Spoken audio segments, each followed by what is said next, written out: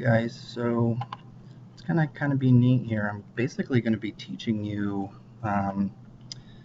what I would normally be teaching you when I was here, except I can do it via here, the smartboard and the videos here, and you can hear and record. I'm going to record what I would normally have talked to you guys about today.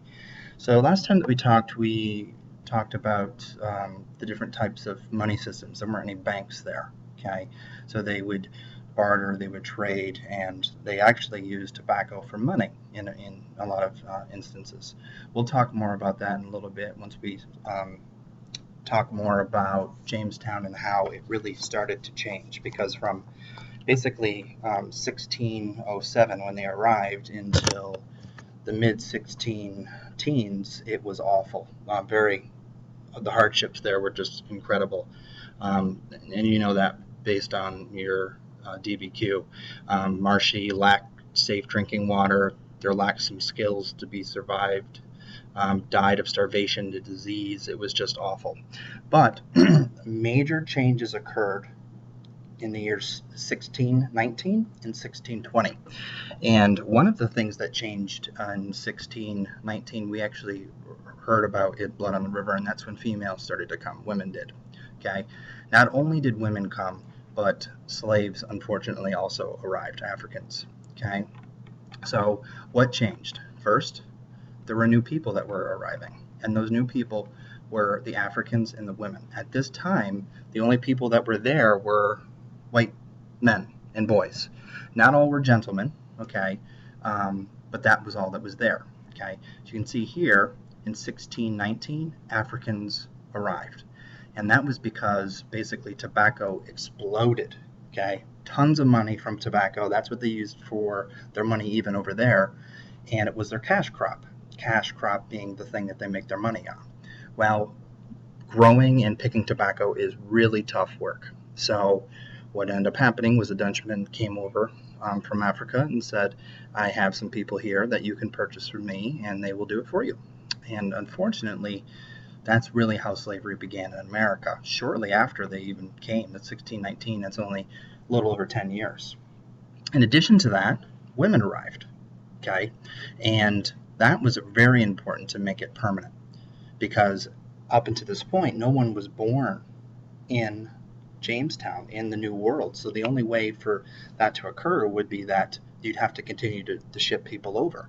But the moment that families were able to be established there, it was kind of self-sustainable. Okay, you can see some pictures down here of some paintings of the Africans coming in. You can see they're chained and shackled.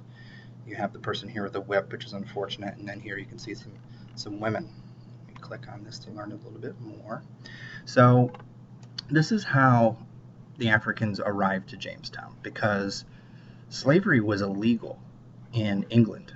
So it was a little bit interesting that this technically, because the charter said that whatever rights that you'd have in England, they would also have here. Well, it was against the law to have slavery in England, but they allowed it to be here. First arrived in 1619. This group consisted of about 20 men and women that were captured by a Portuguese sailor from what is present-day Angola. Okay, so Portugal's up here. Okay, and what they did is that Portugal was down here. All right, and they kidnapped about 20 African men and women, and brought them over to the United States, brought them over to different areas here. You can see right here, it might be hard for you to see, but there's rice, mining, sugar, cotton, coffee, and tobacco. These things are really hard to do. They're really difficult to grow and to pick. So you can see, look at these numbers, 5 million, those are slaves. So 5 million African Americans were brought over to South America to help with, looks like they had tobacco and coffee. But you can look up here, 500,000, okay, are up here in the New World. That's a lot. Now, oftentimes it gets confused on the difference between slaves and indentured servants. They're different, okay? Basically, a slave is owned and can never ever be anything but a slave. Okay, they're against their will. They come over. They're basically property. All right, it's no different than having an animal, and they actually thought of them as animals. So the slave is a person who is forced to work against their will, and they're viewed as property. Now, an indentured servant's a little bit different. Okay, basically, an indentured servant is similar to a slave. However, they are there on their own free will. They want to be there. Now, you might ask yourself, well, why would anybody want to be a slave? Well, here is the idea with an indentured servant.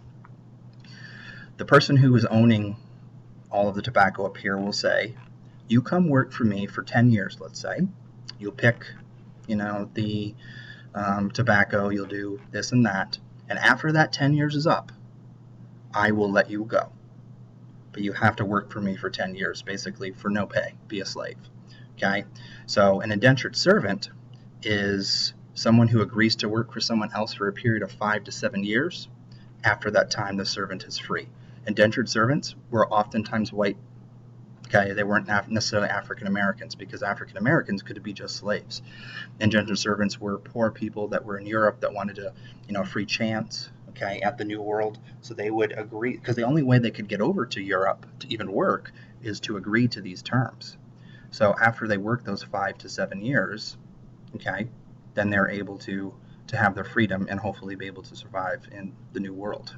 Okay, so what I'm going to do now is I'm going to show you a short little video clip to talk about the slaves, indentured servants. Just a reminder, 1619 is when the first slaves came. Indentured servants were coming kind of all over the time. Okay.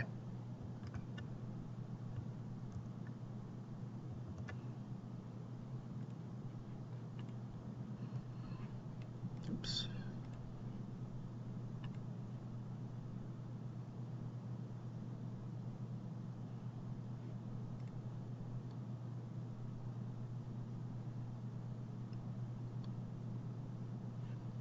I guess this page is not working.